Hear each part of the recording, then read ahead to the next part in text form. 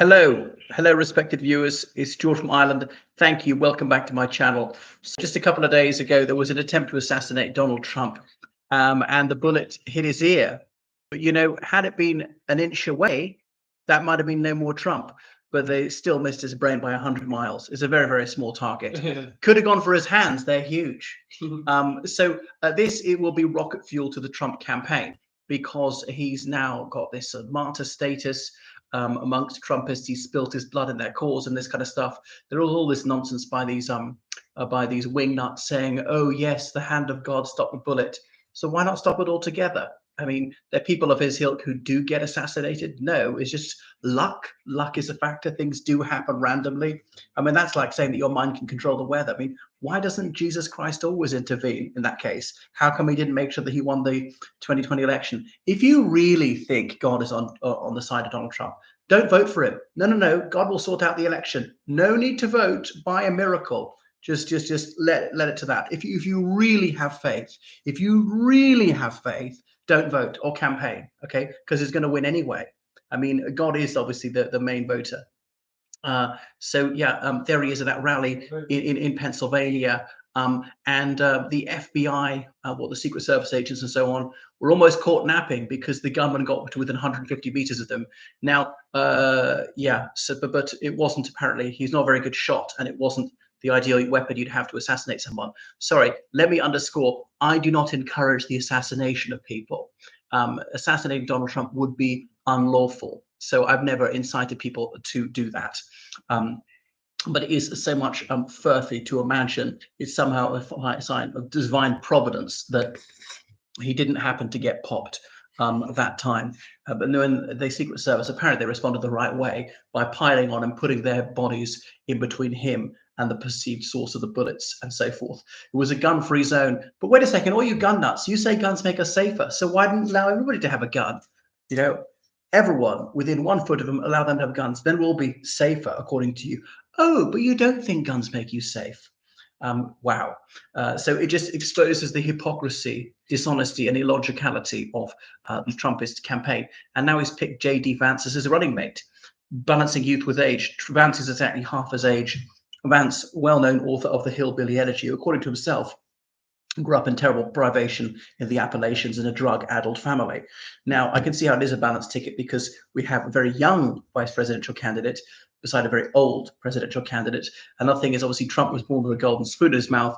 This guy, according to himself, grew up in an impecunious family. But bear in mind that J.D. Vance, he once described Trump as Hitler, and now he's on his side. So proof that Vance really will do anything for preferment and power, and likewise Trump will just swallow any insult. They say he's got a very long memory and he always exacts vengeance. He bears grudges. He does sometimes, but otherwise he'll forgive people who are unshriven just because he recognizes they serve his interests in the short term.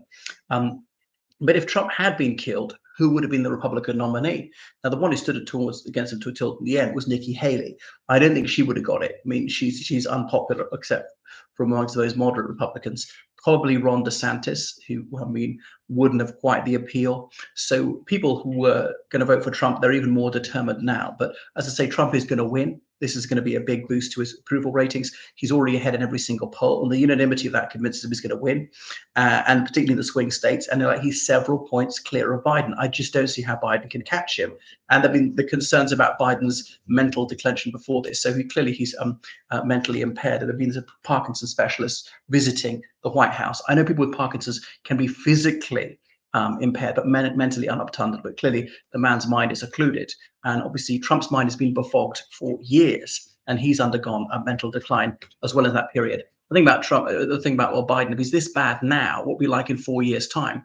He wouldn't see his way through the presidency. If, against all expectation, he were to win, if he were to resign on day one, Kamala Harris would be president, and then the United States Congress would elect the vice president. But Biden says he's going on, although there have been more rumors actually that behind the scenes he is talking about actually stepping down. There's only work for the Democrats if they can choose someone like immediately without too much of a row within the party to be standard bearer. The obvious person is Kamala Harris. The trouble is that approval ratings are appalling. But if she weren't there, the top of the ticket, that would offend African Americans, Indian Americans, women, and so forth. She could still be vice presidential candidate. which is better than nothing. Who would it be? People talk about Gretchen Whitmer, the governor of Michigan. I mean, some people say having two women on the ticket would be too left field. It wouldn't bother me, but it maybe bother some people. Who's won in a swing state? Gavin Newsom, governor of California, governor of the biggest state. And is he too loony liberal, being a Californian? That might be used against him. But he's 56. Gretchen Whitmer is younger. So and that would throw Donald Trump's own physical disabilities and mental disabilities into embarrassingly sharp relief. So it's very difficult for the Democrats. So the Republicans might be worried that the Democrats suddenly go for someone who's got way more youth and vigor on his or her side. Goodness, so I am convinced that Trump's going to win. I mean, won't be by a huge margin, by up to 5 percentage points. But I may now give it, say, a 60% chance of Trump winning unless Biden withdraws. And then it rather depends who the Democrats pick instead. If Kamala Harris wins, that probably makes a Trump victory even more likely. So steady yourself, get ready for it. And it's obviously very worrying for Ukraine because J.D. Vance has talked about cutting them off. If there's a second Trump administration, then aid to Ukraine is almost certainly going to decline and possibly be cut off altogether. But I've seen how irrational and imbecilic some people are, saying that obviously that it was divine intervention, that Trump didn't get killed. No, he just so happened to turn his head at the right moment, and the guy wasn't a great shot and didn't have the ideal weapon, things like that. So what do you think? Has it been a big boost to his chances? Just think of President Ronald Reagan when he was wounded in the first couple of months of his presidency, and his approval rating shot up. Now, it did eventually dissipate. But this is kind of ideal timing. Not many months ago, until the first Tuesday in November. Had this assassination attempt been a year ago, it would have been so long before the election, it would no longer have had saliency by the time polling day rolls around. If it was the day before the election, people would have made up their minds.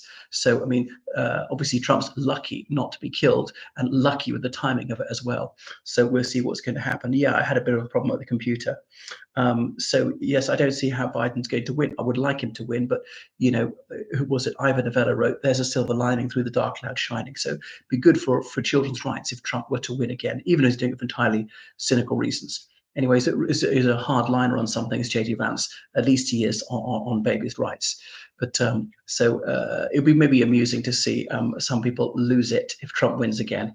But yeah, I agree that he is loathsome and he's in politics for all the wrong reasons. He's even more Masonic, even more deluded than before. But there he was, fist pumping truculently.